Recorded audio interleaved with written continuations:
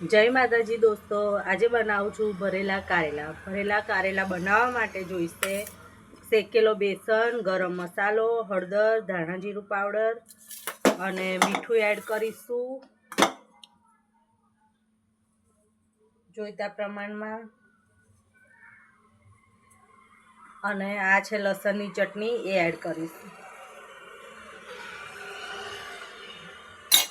પછી એડ કરીશું ધાણા। બધું સારી રીતે મિક્સ કરી લઈશું।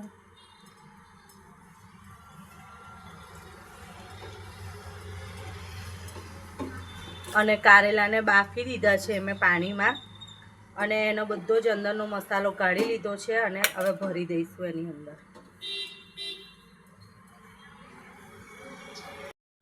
હવે એની અંદર થોડી ખાંડ એડ કરી દઈશું। બહુ નથી એડ કરવાની, થોડીક જ કરવાની છે। અગર તમને વધારે થોડું ગળ્યું જોઈએ તો વધારે એડ કરી શકો છો, પણ આ બાફી લીધા પછી બિલકુલ કડવા નથી લાગતા। આ મારી મમ્મીની રેસીપી છે। આવી રીતે બધા જ ભરી લઈશું કારેલાને।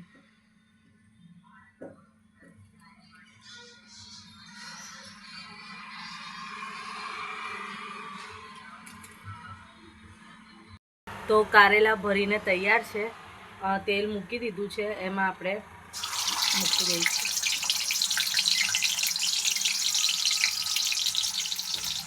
દસ મિનિટમાં થઈ જતું કારેલાનું આ શાક છે।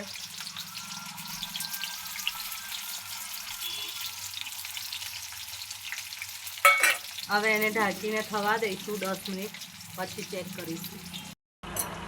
તો ખોલીને ચેક કરી લઈશું।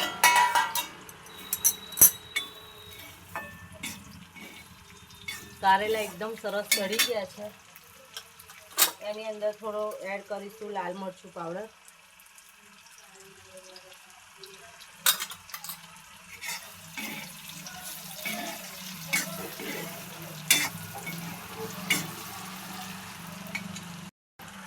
અને થોડા ધાણા।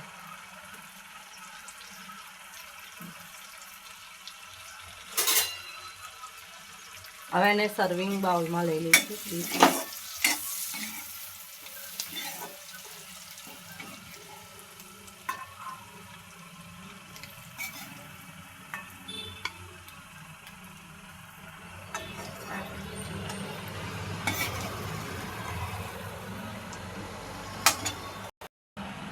તો તૈયાર છે ભરેલા કારેલાનું શાક।